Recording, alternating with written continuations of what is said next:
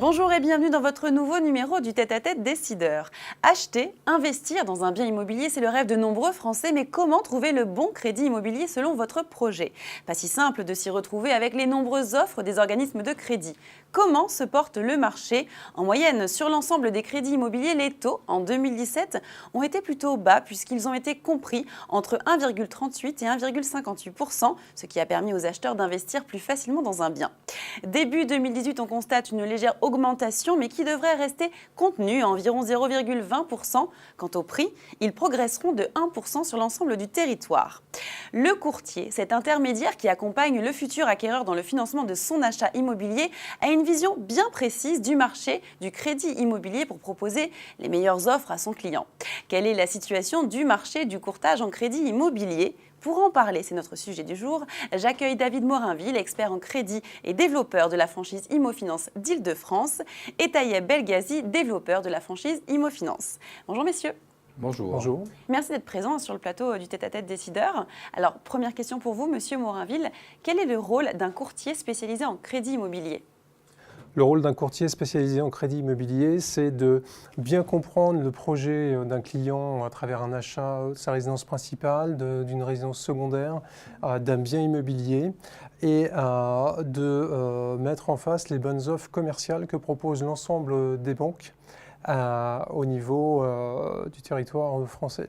C'est de lui obtenir les meilleurs taux par rapport à sa situation patrimoniale et matrimoniale, et c'est aussi de lui obtenir les meilleures conditions qui vont répondre aux enjeux de son projet. Très bien. Et vous, monsieur Belghazi, comment on peut trouver, justement, vous parlez du meilleur taux, comment on peut trouver le meilleur taux pour son projet ? En fait, c'est pas très difficile. Les banques nous confient leur barème. C'est des grilles de taux qui vont de 7 à 30 ans. C'est des barèmes qui sont envoyés en fait tous les 3-4 semaines. Donc tous les courtiers ont exactement les mêmes taux. L'objectif en fait, c'est de renseigner et d'informer en fait les clients, du moins les clients, des porteurs de projets d'investissement locatif ou de résidence principale, en immobilier en général, sur effectivement les différentes solutions en termes de taux de crédit immobilier. Donc forcément nous les avons. À ce moment-là, tout simplement, nous allons faire en fait diverses simulations de façon à leur donner, en fait, je dirais, la solution qui correspond le mieux à leurs attentes. Et monsieur Morinville, quels sont les outils à disposition des particuliers ? On a mis à disposition sur notre site internet un certain nombre d'outils, comme un outil qui permet de calculer le taux d'endettement, un outil qui va permettre de calculer les frais de notaire ou bien les frais d'hypothèque, un outil qui pourra permettre au client de calculer donc, la mensualité, la durée de son prêt, pour qu'il puisse avoir déjà une visibilité avant de nous contacter, pour que nous on puisse intervenir sur de la pertinence, sur de la valeur ajoutée avec lui. Après, Immofinance.net a développé un outil qui s'appelle Fox Simulator, qui est téléchargeable sur le site Immofinance.net gratuitement, qui permet d'avoir des fonctions avancées comme le lissage, le prêt à palier, comme le rachat de crédit. Donc ça rend de plus en plus autonomes les clients de façon à nous permettre d'intervenir sur de la valeur avec eux. Bien. Monsieur Belghazi, on parle beaucoup des simulateurs de crédit, les simulateurs qu'on trouve sur Internet, des simulateurs gratuits à disposition de tout le monde. Est-ce qu'on peut se fier à ces simulateurs sur Internet ? Moi, je pense que oui, ils sont fiables dans la mesure où c'est des calculs financiers, c'est des mathématiques. Je ne pense pas qu'ils étaient faits pour tromper le client. Je vais même vous dire que je crois qu'ils disent tout la même chose. Tous les simulateurs sont en fait en 4 inconnus, du moins c'est une équation à 4 inconnus, il suffit qu'on ait 3 pour trouver en fait la dernière. Donc forcément à un moment donné, le taux va pouvoir sortir, la mensualité ou la durée d'emprunt.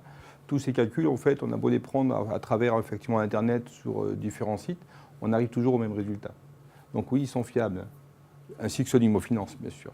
Ça, j'imagine bien que vous n'allez pas me dire le contraire. D'autant plus que les sociétés qui commercialisent sont peu nombreuses, donc nous achetons effectivement l'ensemble des calculs financiers des entreprises qui font que ça. Très bien. Alors, il y a une règle claire dans le métier de courtage, c'est aucun frais de courtage. Comment le courtier est-il alors rémunéré ? Alors, effectivement, le métier de courtier chez Immofinance est 100% gratuit sans honoraire. Le courtier perçoit uniquement une commission de la banque, qui est en fait en moyenne de 1%. C'est cette commission qui permet effectivement de constituer un compte d'exploitation de n'importe quel courtier. C'est-à-dire que c'est ça qui fait qu'on va gagner notre vie. Voilà. Cette commission n'est pas du tout intégrée en fait sur le compte du client. C'est-à-dire que le client, en fait, ne paye pas cette commission. Ce sont les banques qui, dans leur coût de distribution, en fait, prennent en charge cette commission. Donc, tout est bénéfice pour le client. Et bien entendu, le courtier perçoit toujours cette commission de 1%. En plus, le travail du courtier IMOfinance consiste à faire quoi? À se déplacer chez les clients. D'accord? À les recevoir, en fait, chez des agents immobiliers ou, effectivement, tout simplement, les recevoir dans leur petit bureau. Tout ça pour leur faire, en fait, toutes les propositions possibles et toutes les simulations demandées en fait par les clients, principalement. Expliquer en fait le cadre réglementaire, parce que c'est une profession réglementée, c'est-à-dire avec le mandat, la convention d'honoraires, la notice d'information.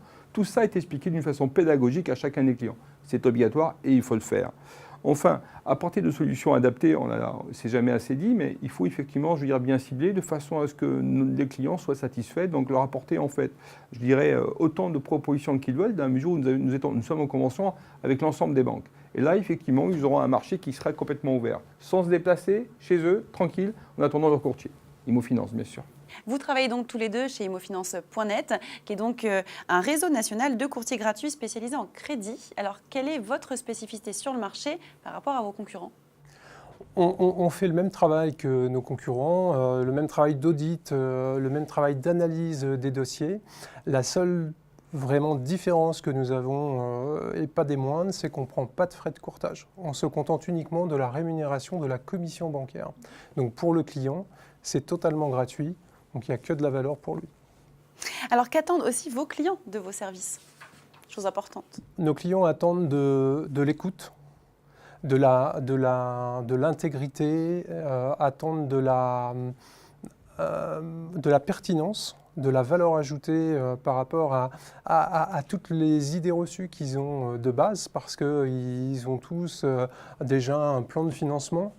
Ce qu'ils attendent de nous, c'est effectivement qu'on leur apporte de la valeur, à la fois le taux, mais à la fois sur la partie assurance, sur la partie modularité du prêt, parce que le crédit immobilier, ça n'est pas juste un taux, c'est un ensemble d'éléments qui vont faire qu'on va passer un contrat avec une banque et ces éléments doivent répondre à l'ensemble du projet du client. On a parlé donc du coup des clients, j'aimerais qu'on parle maintenant des franchisés. Qu'est-ce qu'ils attendent d'imofinance.net?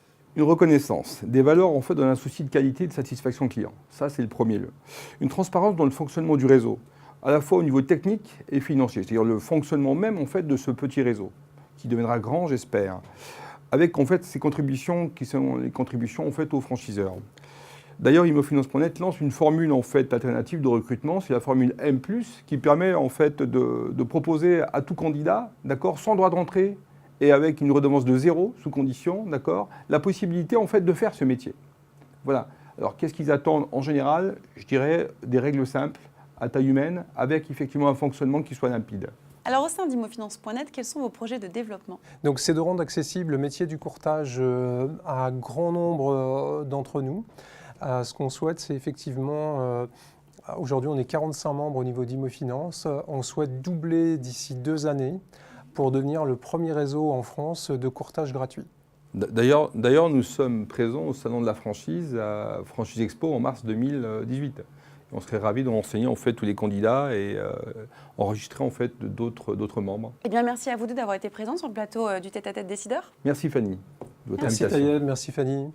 Et merci à vous de nous avoir suivis. Je vous donne rendez-vous très prochainement pour un nouveau numéro du Tête-à-Tête Décideur sur bfmbusiness.com.